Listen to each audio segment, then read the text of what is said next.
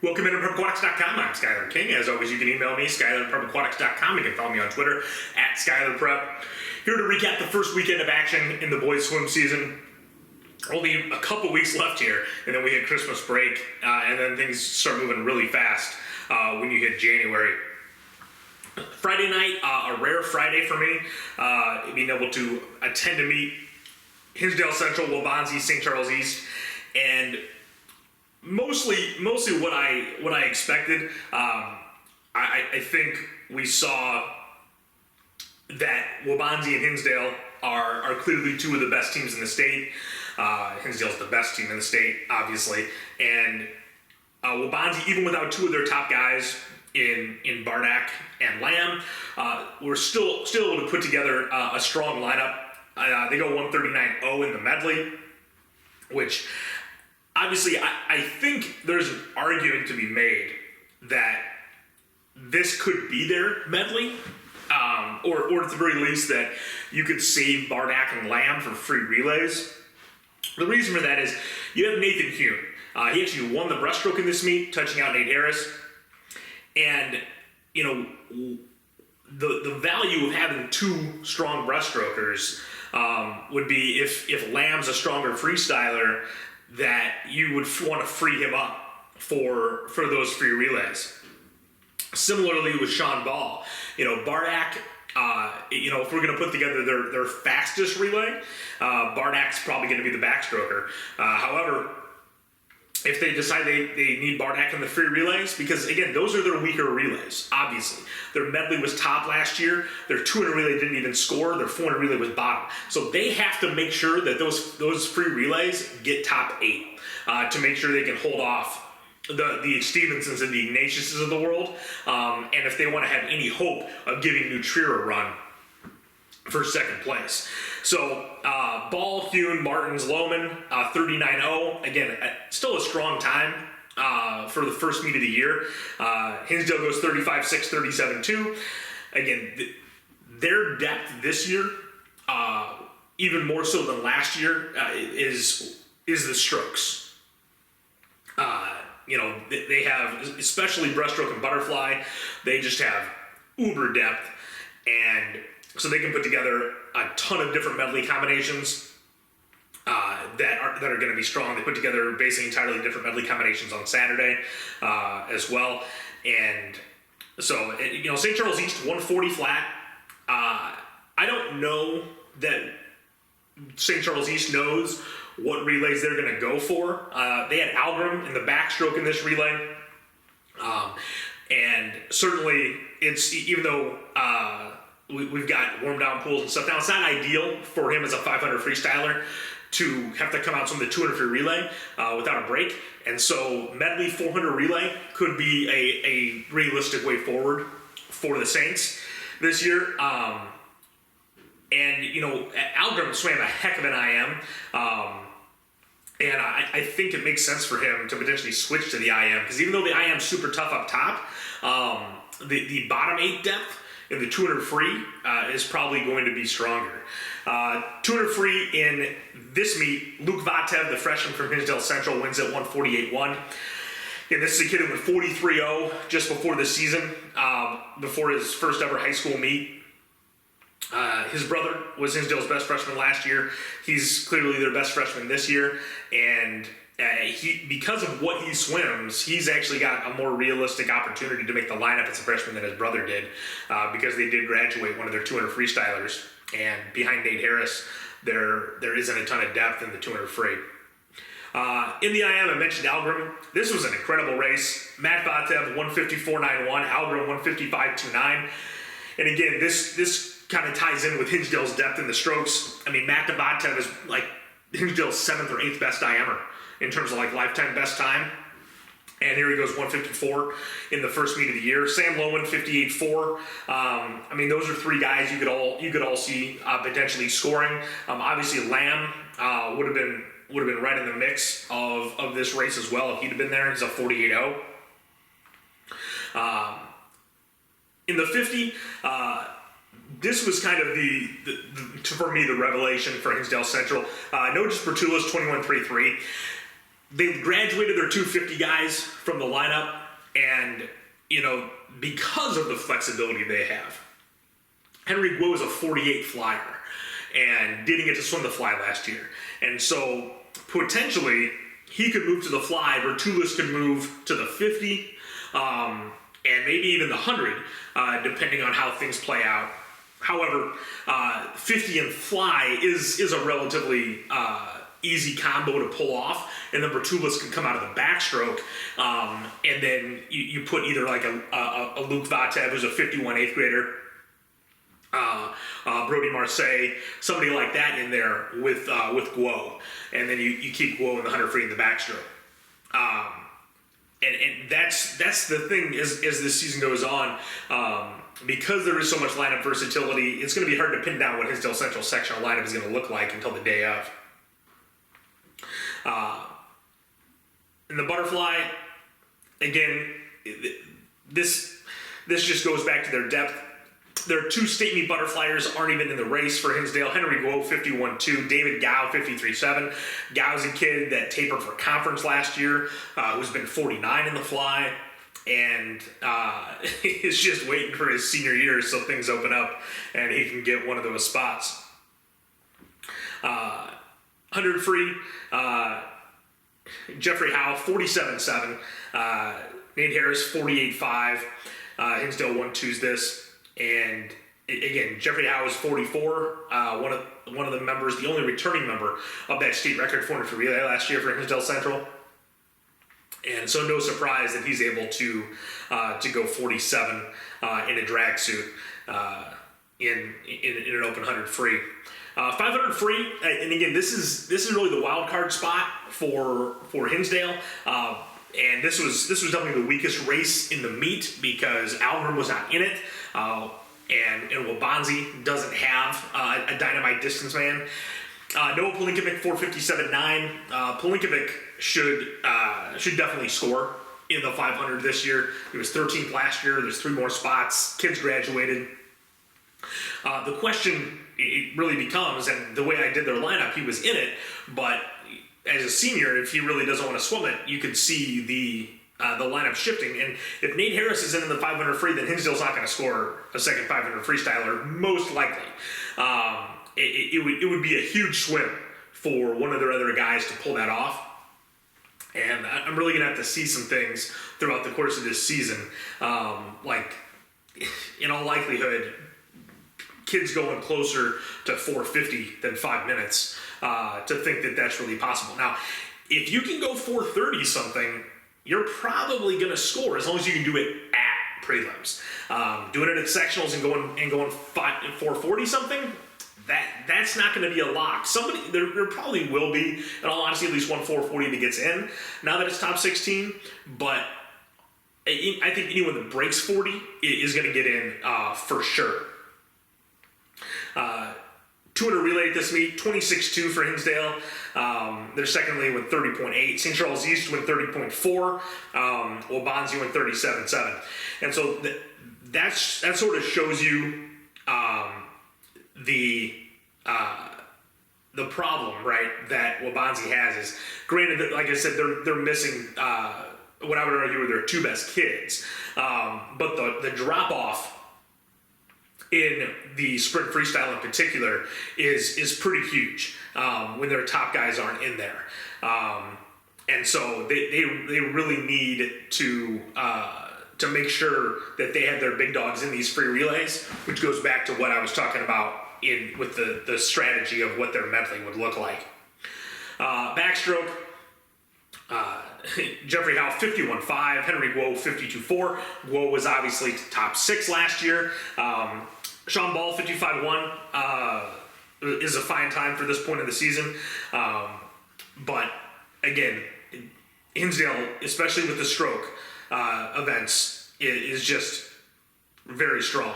The breaststroke was definitely one of the best races of the day, probably between that and the IM that I mentioned before. Nathan Hune, 59.86. Nate Harris, 59.99. Kyle Algrim, 00.66. And then Bruno Vergara for Hinsdale, 103.3. Here's a kid who's a 56 breaststroker that can't even come close to making the lineup. because of how strong it is. Obviously, no Josh Bay here for Hinsdale Central. As I mentioned, no Lamb or Bardak for Wabanzi.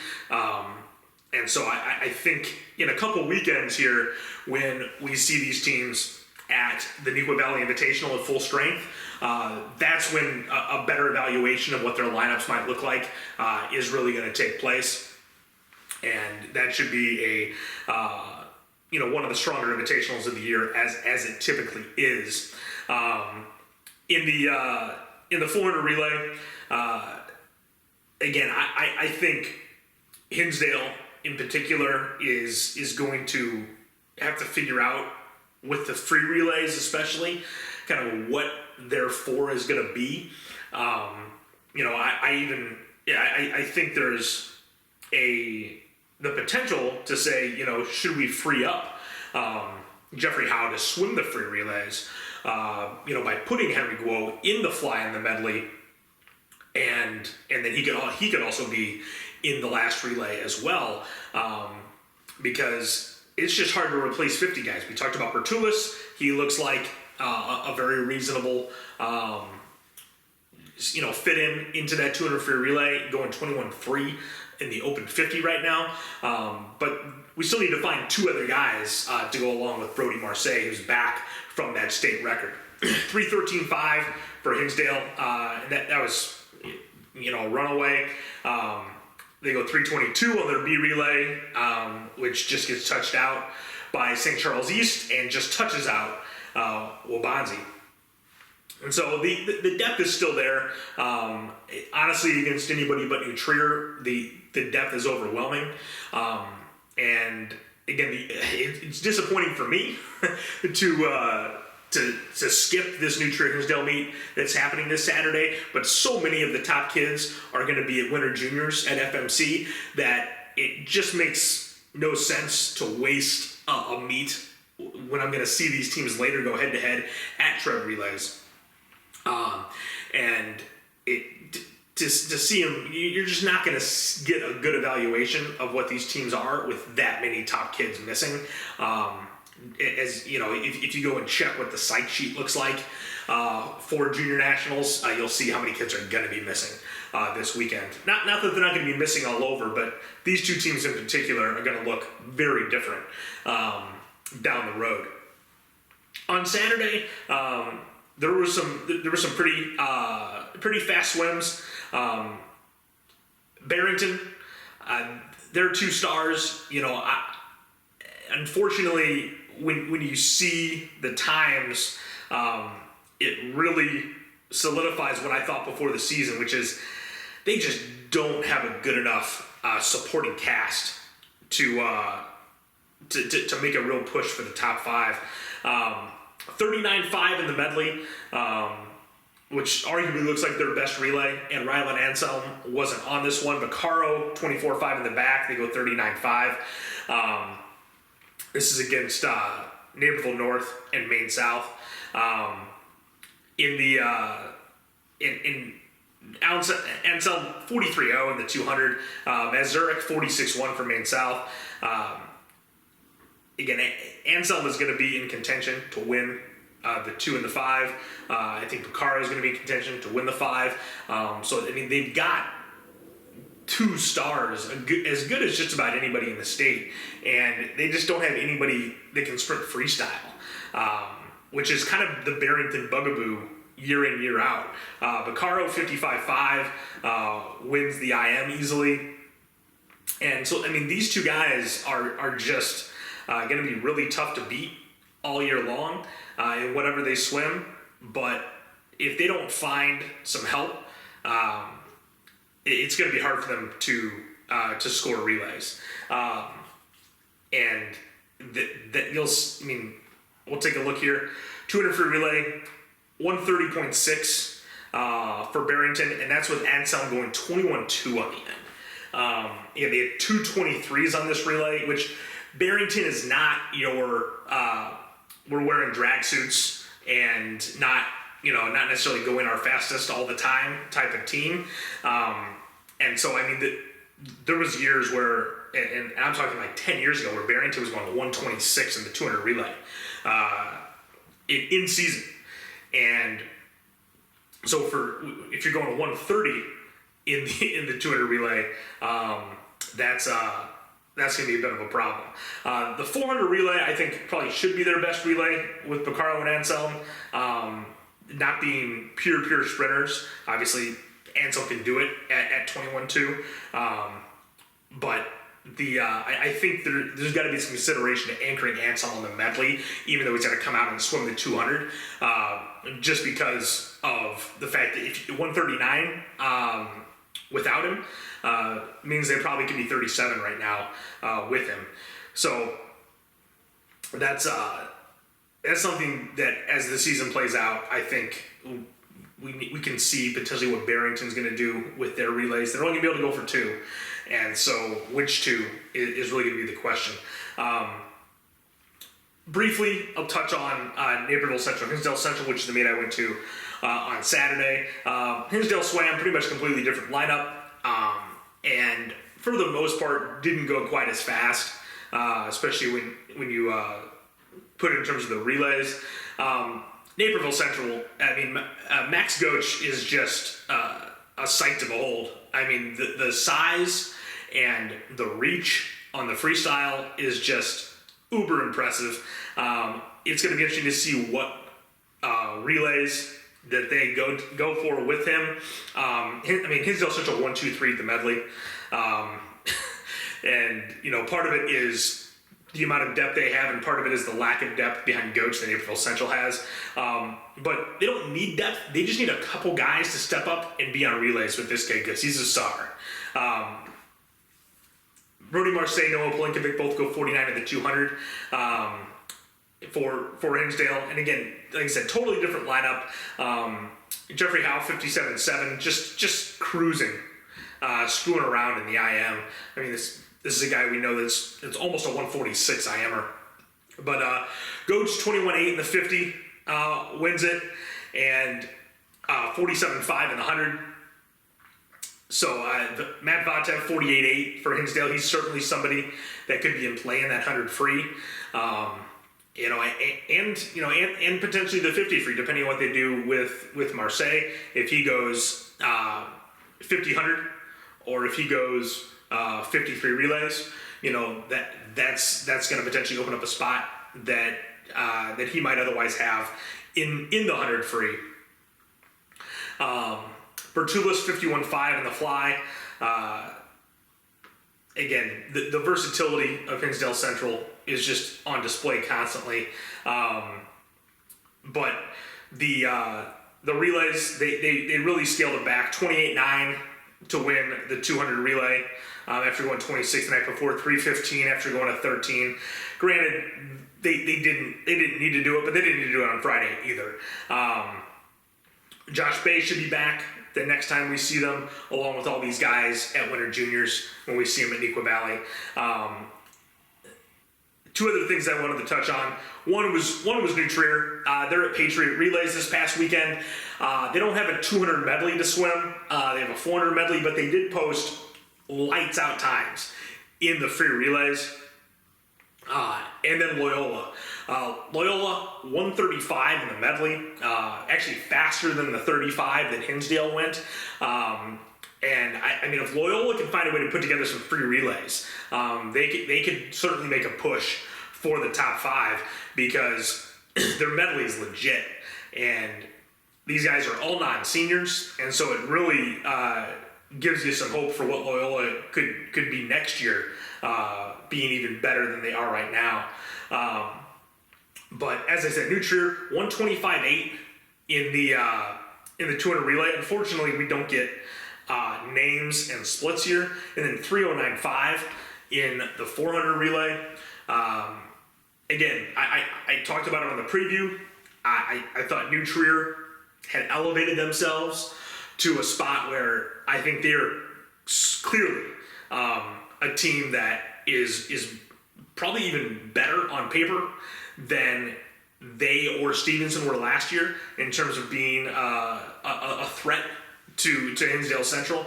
I still think Hinsdale Central is going to win the state meet handily, but this is a way better team than I thought was the entire state was going to have outside of Hinsdale Central like a month ago.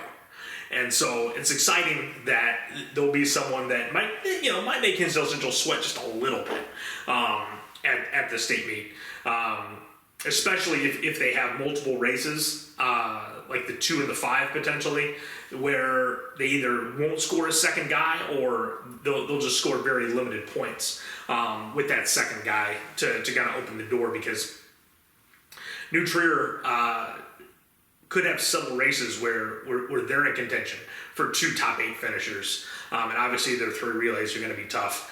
And they obviously, in order to beat Hinsdale, they've probably got to beat them in all 3 relays, which is a near impossible task. Even to beat them in 1 relay, I think is going to be tough on paper. Even with what they lost, I think Hinsdale's 3 relays are the best 3 in the state. But New Trier is certainly that team that Hinsdale can measure themselves against throughout this season, and we see why. 125-309.